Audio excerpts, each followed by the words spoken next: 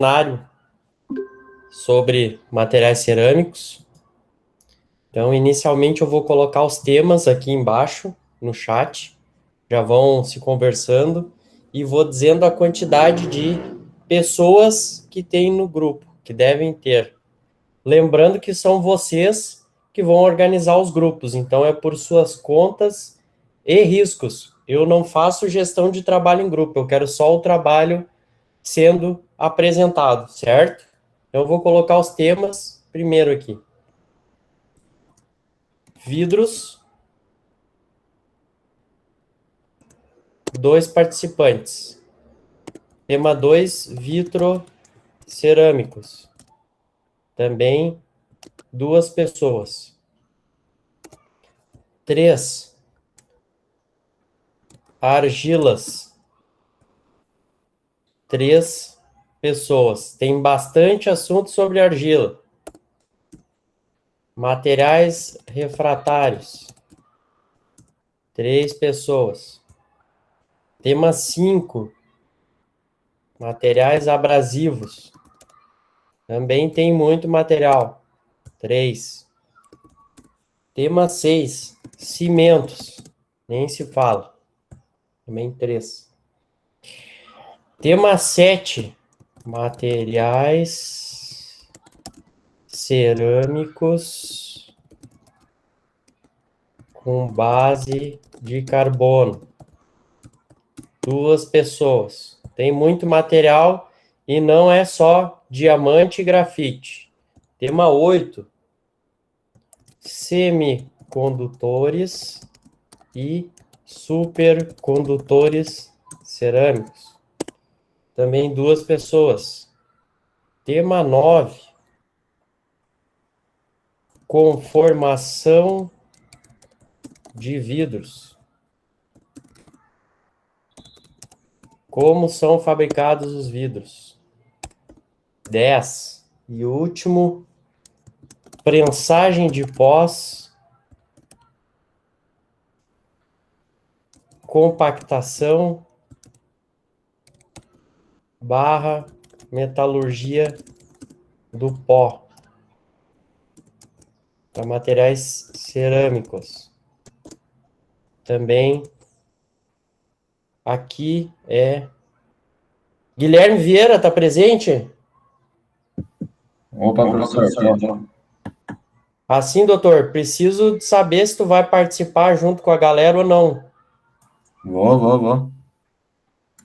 Então aqui são 3 pessoas. Porque assim, não deixa os teus colegas na mão, viu? Não tem. Certo? Senão tu vai acabar ficando sem nota. Eu não tenho outro tema. Certo. Show. Certo, pessoal? Assim que possível, vão me passando os grupos. Calma. Por vez.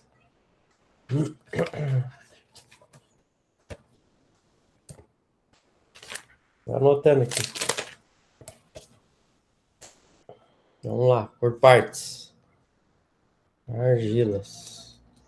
Amanda. Jaine. Vai.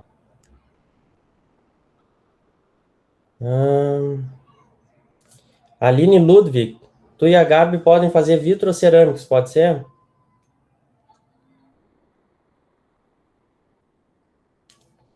Deixa eu colocar aqui. Aline. Gabriel. Vidros é Yasmin e Rafael.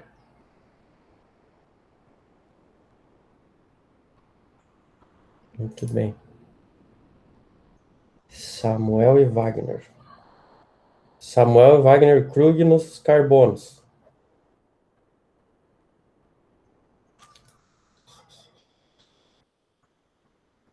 Muito bem.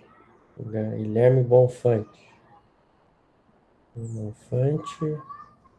Murilo. Daniel Klein. Mais alguém?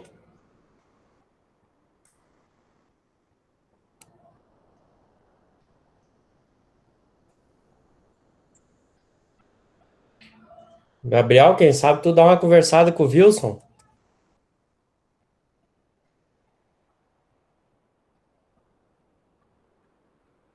Certo, vamos lá, Cimentos.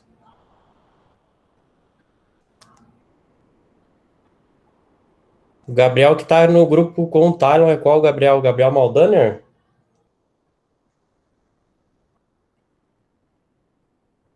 Tá, ok. Mas-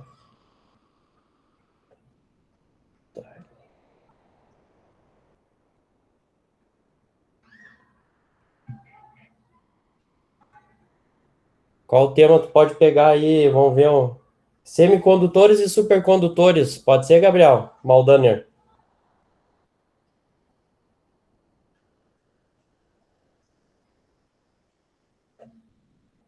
Mas vai atrás do Wilson, porque ele ainda não entregou o último trabalho.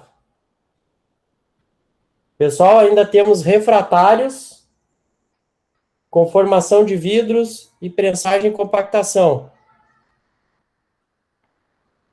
Certo? Vou colocar aqui de novo.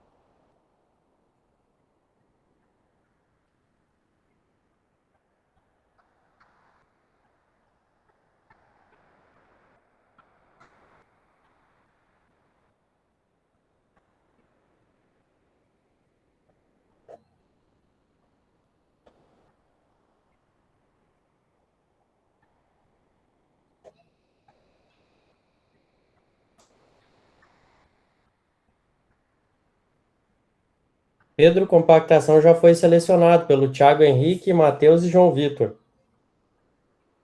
Ficou conformação de vidros. Tu e mais uma pessoa.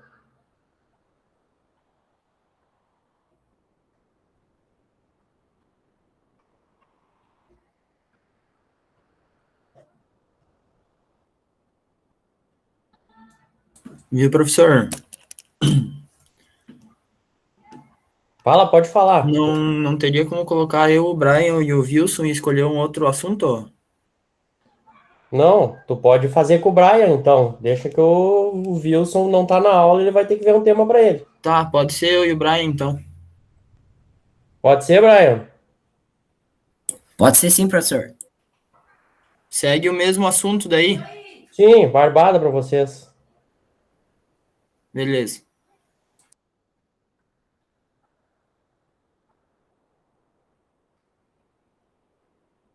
Para ti, Pedro, sobrou conformação de vidros.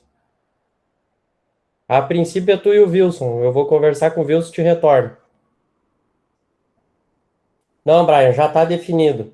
Semicondutores e supercondutores é tu e o Gabriel Maldaner. Certo, pessoal? Depois eu vou botar a listinha atualizada no Moodle para vocês. Beleza? Tranquilo, professor. Aí se tiver alguma divergência, algum erro lá, vocês me lembrem. Podem mandar no. Bom, vamos para o tema da aula de hoje. A aula de hoje a gente vai ser uma aula mais conceitual. E a aula que vem nós vamos ter aula de exercício. Por incrível que pareça, nós vamos fazer exercícios em materiais de construção mecânica 2, cálculos. Mas vamos adiante. Hoje o tema da aula são as estruturas dos materiais cerâmicos. O que vai acontecer, pessoal? Em termos de estruturas cerâmicas, eu posso ter duas configurações. Eu tenho materiais cerâmicos cristalinos, ou seja, são materiais compostos por átomos, moléculas compostos ou íons que vão estar arranjados de maneira o quê? Periódica, sistemática, em três direções. As posições ocupadas por esses entes químicos, eles têm uma ordenação. E essa ordenação, esse formato, essa cara, se repete em grandes distâncias atômicas. Entendam grandes distâncias atômicas. desde o 10 na menos 12 metro até mais ou menos o 10 na menos 3 metro. A gente considera isso. Mas a gente também pode ter as cerâmicas amorfas. O que são as cerâmicas amorfas? É o mesmo grupo de entes químicos que eu tenho lá nos cristalinos, só que eles não têm ordenação, eles não conseguem repetir o formato em longo alcance. Ou seja, eu consigo repetir muito próximo o formato, o desenho, a cara, a estampa, mas lá na frente, lá no tamanho maior do meu material cerâmico, eu não consigo repetir. O maior exemplo de material cerâmico que normalmente é altamente amorfo são os vidros, que é o tema do trabalho da Yasmin e do Rafael. Esses são os exemplos mais clássicos de cerâmicos de estrutura amorfa. Muito bem. Para um material ser considerado cristalino, ele é constituído por motivos, ou seja, tem questões estruturais que se repetem regularmente. Vocês estão vendo que ali embaixo tem um cubo que em cada ponta, em cada vértice, tem uma bolinha, uma esfera. Se ele é cristalino, ele vai repetir por toda a tela que vocês estão vendo esse mesmo formato. Cubos com 8 esferas azuis claras em todo ele. Então, os motivos estruturais é aquilo que se repete. E o que vai se repetir? De novo, eu posso ter átomos, moléculas, íons ou grupos de átomos, de moléculas ou de íons. Lembrando que boa parte dos materiais cerâmicos são formados por ligações iônicas, eu vou ter íons. Então, normalmente, os caras que mais se repetem, o que caracterizam, são os íons. Então, esse reticulado, também conhecido como rede cristalina, é uma figura formada no espaço, então eu uso as 3 dimensões do espaço, por pontos que definem a localização dos mesmos. E aí a gente costuma usar uma analogia, que isso nada mais é do que um esqueleto da estrutura cristalina como um todo. Na realidade, a rede cristalina, que é esse desenho que eu tenho aqui, é um cara que vai sofrer um Ctrl C mais um Ctrl V diversas vezes até ele ficar todo igual. Também posso dizer que esse reticulado cristalino é a menor unidade do meu material cerâmico que eu consigo ter todas as informações que o todo possui. Então, daí a gente tem a célula. Existem diversos formatos de célula unitária. A gente também pode usar a analogia como se fossem tijolos. Então, aqui, na figura A, eu tenho uma célula unitária se ela fosse CCC. O que é CCC? Corpo centrado. Esse carinha que eu marquei com asterisco em vermelho está no centro do meu cubo. E isso vai se repetir diversas, milhões de vezes. Depois eu posso ter também uma célula unitária que nem a representação anterior, certo? Aí vocês percebam que estas esferas não estão se tocando. Por quê? Porque é só um modelo tridimensional. Obviamente, este aqui tem mais a ver. Por quê? Ligações químicas pressupõem que a distância entre os átomos é mínima, a qual se forma a ligação. Eu preciso ter a existência da ligação. Quando o cara é um sólido cristalino, via de regra, é como se ele tivesse esse formato aqui, um aglomerado de esferas, no qual eu consigo tirar esta pequena parte que eu vou salientar em vermelho, e ela vai traduzir o todo. Tudo isso aqui que está circulado em vermelho pode ser representado só por esta parte que eu risquei, certo? Então essa é a célula unitária. É um prisma, é uma figura tridimensional que consegue minimamente representar todo o meu material sólido e cristalino. O que vai acontecer quando eu tiver uma estrutura cerâmica cristalina? Elas são mais complexas, por quê? Porque enquanto nos metais, né, que nem está escrito aqui, eu posso ter só um elemento químico, nas estruturas cerâmicas cristalinas eu preciso ter no mínimo 2. E aí percebam que aqui eu vou ter uma configuração bem diferente. Aqui eu tenho titanato de bário. Então o que eu vou ter? No corpo centrado, eu vou ter o titânio mais 4. Titânio que é o famoso metal. Eu vou ter o bário, também, outro metal, nas posições de canto. E nas faces, eu vou ter o O2, que vai ser o não metal. Lembrando que é o princípio das ligações iônicas. Então, normalmente, essa aqui é uma célula unitária que vai descrever como é que é, por exemplo, o titanato de bário, que é um cerâmico cristalino. Outras definições. Como a ligação é predominantemente iônica, e ela pode variar, né, pessoal, totalmente iônica até covalente. Então, normalmente, o que acontece? Existe uma definição de caráter iônico, esse percentual. Obviamente, eu não vou pedir para vocês calcular, mas o que vai definir? O nível desse caráter iônico vai depender da eletronegatividade. E aí vocês percebem que, por exemplo, o cálcio está bem mais distante do flúor na tabela periódica do que, por exemplo, o silício do carbono, que é muito próximo. E aí percebam que 12% de caráter iônico, ele está quase me dizendo que ela é uma ligação covalente. Assim como, por exemplo, a blenda de zinco, que é esse zinco ZNS, que é um composto de zinco e enxofre. E assim por diante. Percebam que, por exemplo, o SiO2, que nós vamos falar mais para frente, que é o silicato, ele tem só 51% de caráter iônico. Ou seja, ele é um cara que, de alguma maneira, ele tem um enfraquecimento por não ser tão iônico. Porque também ele tem uma diferença de eletronegatividade menor. Muito bem. Aí temos assim, estruturas cristalinas são formadas por íons. Então, os íons metálicos formam os cátions, aqueles caras que perdem os elétrons. Os não metálicos, que são os outros, eles ganham os elétrons. E isso vai influenciar a estrutura do cristal. Por quê? Porque eu vou ter que, de alguma maneira, fazer com que esse meu cristal seja neutro. De que maneira eu faço isso? O balanço das cargas. O cara que tem mais tem que fechar com o cara que tem menos. Não pode sobrar elétron livre. Se isso sobrar elétron livre, ele vai de alguma maneira influenciar a maneira como aquele cubo mostrado anteriormente vai se organizar.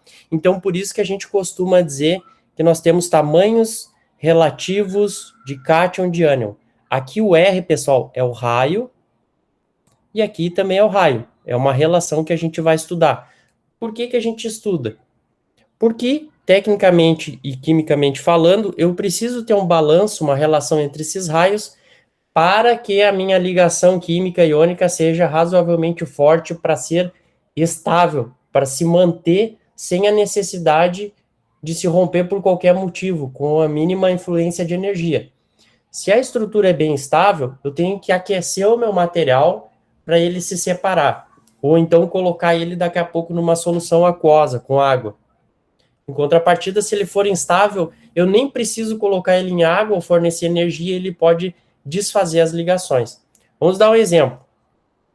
O fluoreto de cálcio, ele é o famoso CaF2. Só que assim, ó, o íon do cálcio, o cátion, ele tem mais 2. Ele tem que ceder 2 elétrons para ficar com a regra do octeto, lá, o 8. Já o flúor, ele tem menos 1. Ele precisa receber mais 1 para chegar no 8. O que vai acontecer? Eu tenho um balanço. Como é que eu faço esse balanço? Eu tenho Ca mais 2, F menos 1. Imagino eu que o Edmilson já tenha mostrado isso uma vez na vida para vocês. É só cruzar. Isso vai me dizer o quê? CaF2.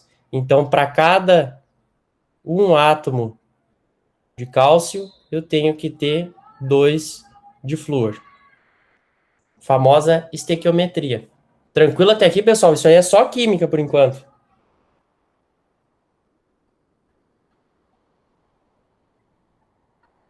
Tudo certo, professor. Isso vai ficar mais claro nos outros exemplos mais para frente.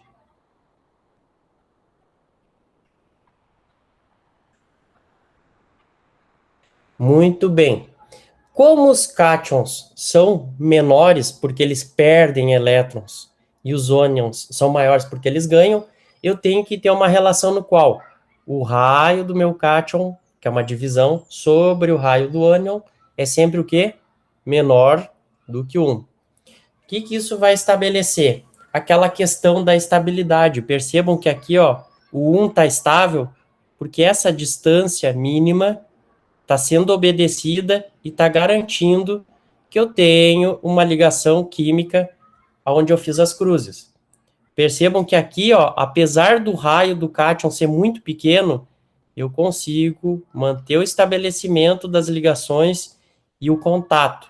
Esse aqui é um raio de cátion mínimo. Ele vai ter um valor no qual eu vou conseguir manter todos os ânions em contato com o cátion. Isso vai me garantir o quê? A estabilidade da minha estrutura cerâmica. Em compensação, percebam que quando o raio for muito, muito pequeno, eu não consigo ter estabilidade. Por quê? Porque eu não consigo fechar a ligação. Olha o distanciamento. Enquanto esse distanciamento aumenta, eu não tenho, via de regra, uma ligação química.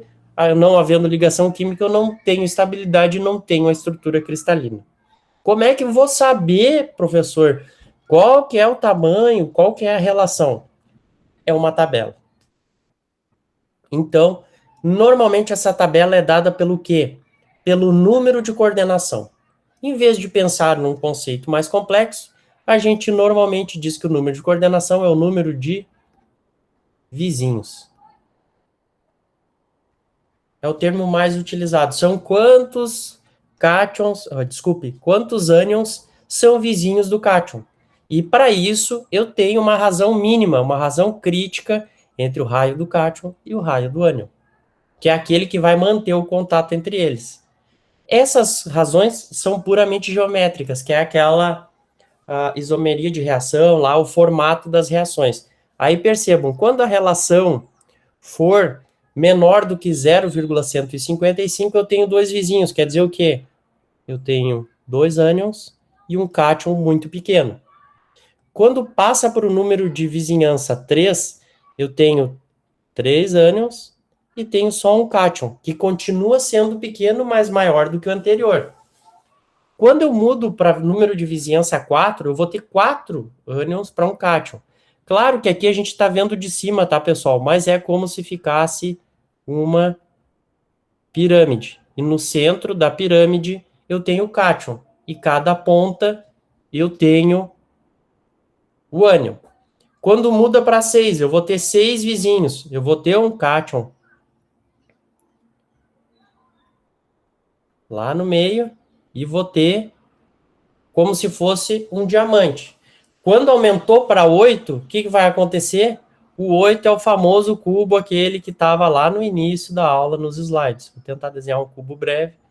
Ele vai ter um cubo e no meio desse cubo eu vou ter o cátion e todas as 8 pontas vão ter o ânion. Quer dizer que aquele cátion vai ter contato com no mínimo 8 ânions. Até aqui é só uma tabela. Obviamente eu não vou mostrar para vocês como é que calcula, por quê? Porque esses raios de cátion e de ânion, eles são tabelados, eles são calculados, estimados através de experimentos, experiências, e aí os caras vão fazendo lá, raio do alumínio mais 2, é X. Aí o cara faz um outro experimento, põe lá o alumínio, bombardeia, faz o teste com o alumínio, o raio do cátion do alumínio mais 3, é tanto, e assim por diante. Então aqui nós temos a tabela dos raios iônicos dos principais cátions que formam materiais cerâmicos e os ânions em contrapartida. Percebam, ó, o alumínio mais 3, 0,053 nanômetro. Percebam que o ânion é maior, né? Bem maior. Então eu vou ter uma relação na qual o de cima, né, o numerador da minha fração é pequeno e o denominador é grande. Então eu tenho que sempre obter um número menor do que 1. Quanto mais perto de 1, mais chance de ser 8. Quanto mais perto do zero, quanto menor o número, mais chance de ser 2. Tranquilo até aqui?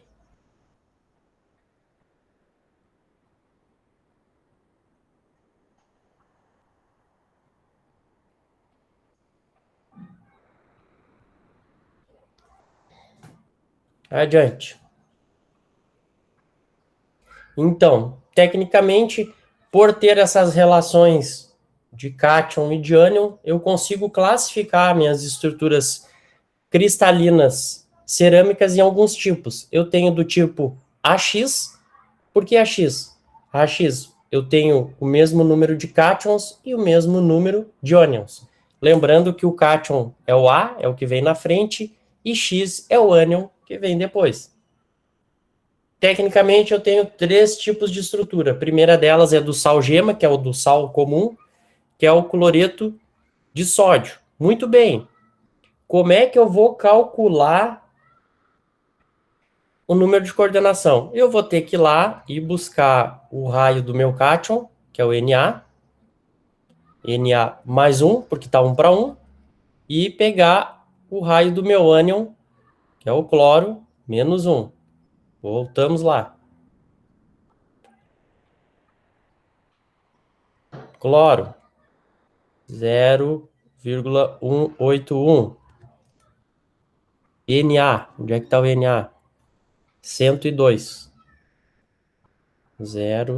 102. Quanto é que dá a minha razão cátion sobre a minha razão ânion?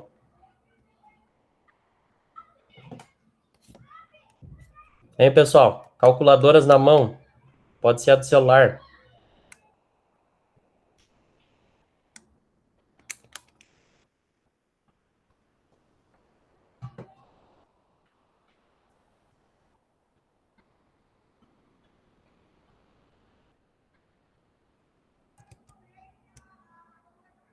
Obrigado, Wagner.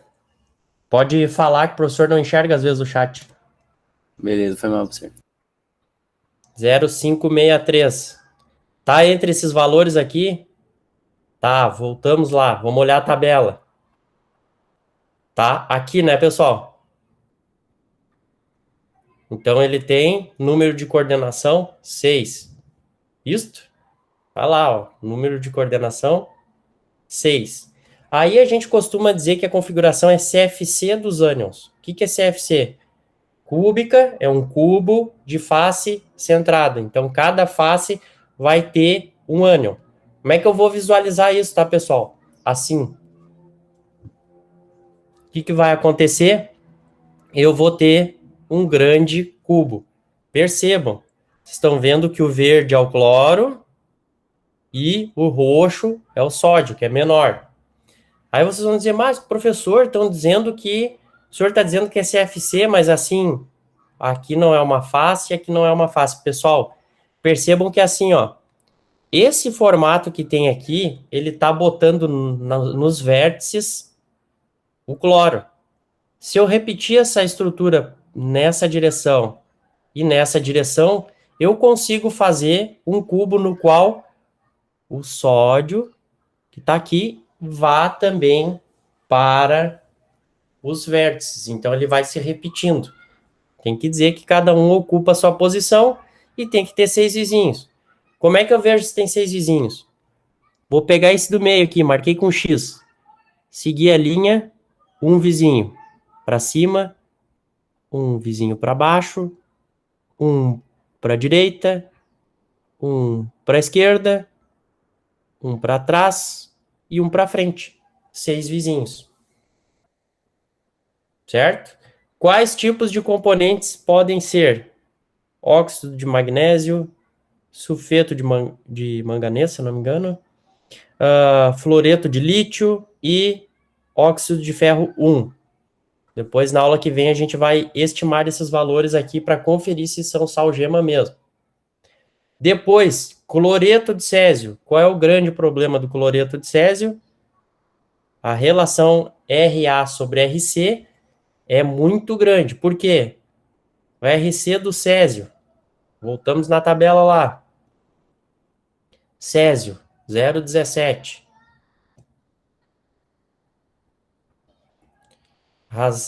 Raio do ânion cloro, 181. O valor é muito próximo, né, pessoal? O que vai acontecer? O número de coordenação é 8, já subiu.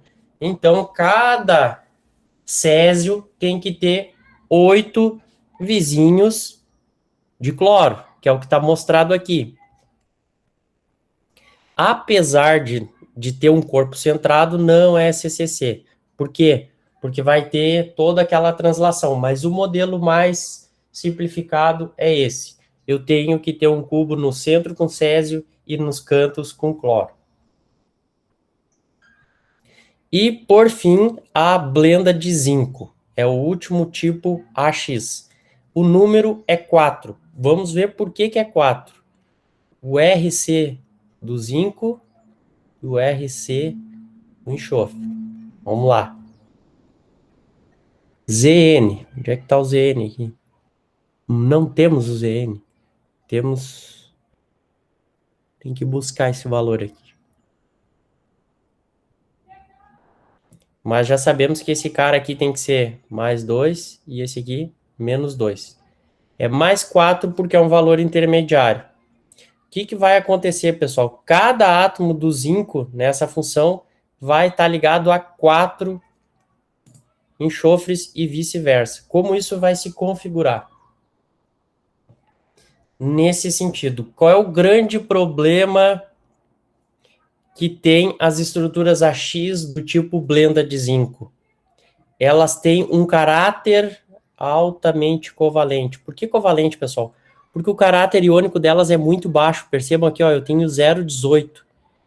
Carbeto de silício 0,12. Então é muito baixo. Isso vai fazer com que de alguma maneira eu tenha uma flutuação nesse caráter e mude a estrutura. A estrutura não fica tão robusta que nem as anteriores. Outros componentes.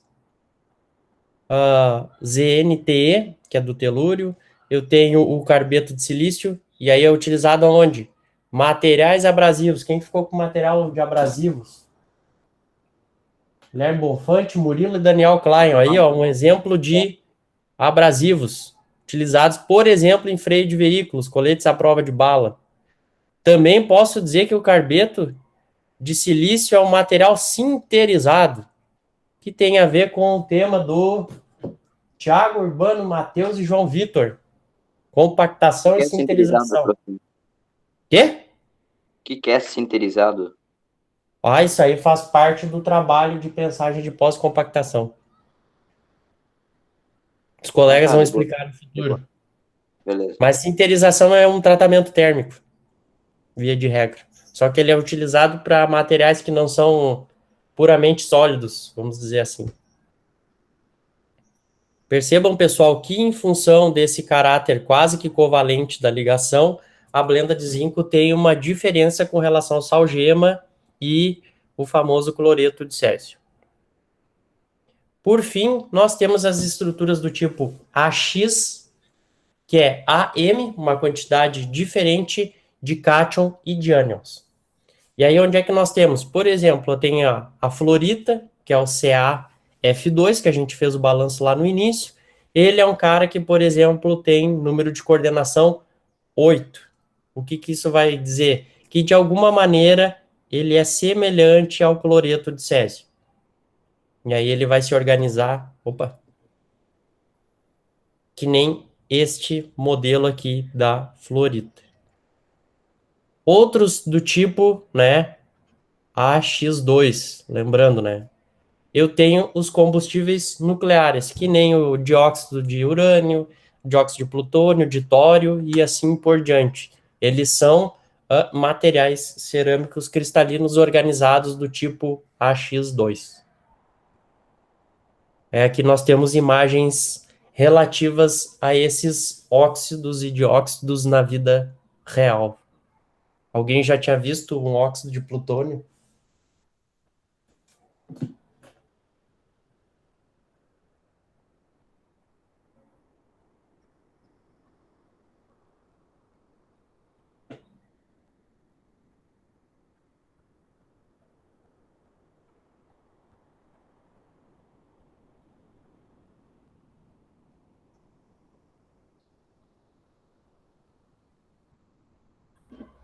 Sim ou não, pessoal?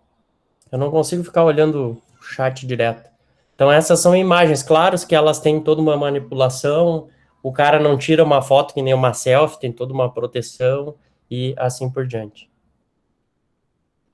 Depois eu tenho as estruturas cristalinas que são AM, BN e XP. Ou seja, eu vou ter 2 cátions e apenas um ânion. E aí o exemplo volta à primeira célula diferente que eu mostrei lá, que é o titanato de bário. Então aqui são outros tipos de compostos. Eles são aqueles compostos cerâmicos que são, como a gente costuma dizer, alguns minerais que são extraídos. Então eu tenho o titanato de bário, que é esse cara que está salientado, e aí eu tenho o que de cátion? Bário e titânio, porque os dois são metais. É a tendência de serem cátions. E também tem outros semelhantes, como essa perovskita, que nada mais é cálcio com titânio e oxigênio. Na realidade, ele vai mudar só esse primeiro, né? O A é que muda de um para o outro. Então, aqui são modelos de estruturas cerâmicas mais complexas, só porque tem 2 cátions. E, de alguma maneira, todas elas vão se orientar nesse sentido. Até aquele metal com mais possibilidade de doar elétrons no centro, o cátion metálico com menos possibilidade nas extremidades e o oxigênio organizado pelas faces. Lembrando, né, que aqui tem uma face, um cubo e assim por diante. Eu posso dizer para vocês que a analogia do posicionamento do oxigênio é como se ele fosse os números mostrados nas faces de um dado. Onde é que ele é o exemplo desse cara utilizado? Um captador ou um capacitor piezoelétrico. E aí, de novo, esse é o tipo de material que é interessante ter no trabalho de semicondutores e supercondutores. Claro que tudo isso que a gente conversou até agora pode ser resumido em quê? O nome da estrutura, o tipo, e aí a gente tem aqui, né, uma divisão do AX para cima e AX para baixo, a compactação do ânion, ou seja, como ele se mostra, e também o número de coordenação para o cátion e para o ânion, e os exemplos. O que nós vamos fazer? Na aula que vem, a gente vai fazer todos os cálculos para estimar esses exemplos aqui do tipo AX. Nós vamos pegar as tabelinhas lá de raio e calcular a razão cátion e ânion e depois ver qual é o número de coordenação e estimar que tipo de estrutura é. Se é um sal de gema, se é um cloreto de césio ou uma blenda de zinco. Dúvidas?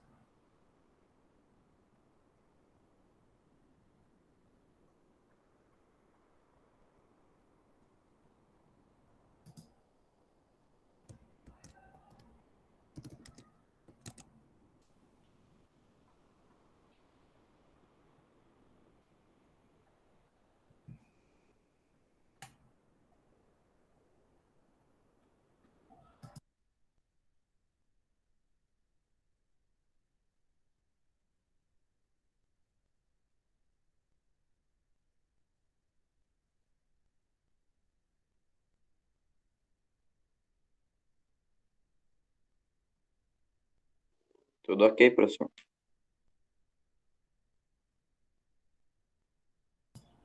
Posso encerrar a gravação? Mais alguma dúvida? Aproveitem.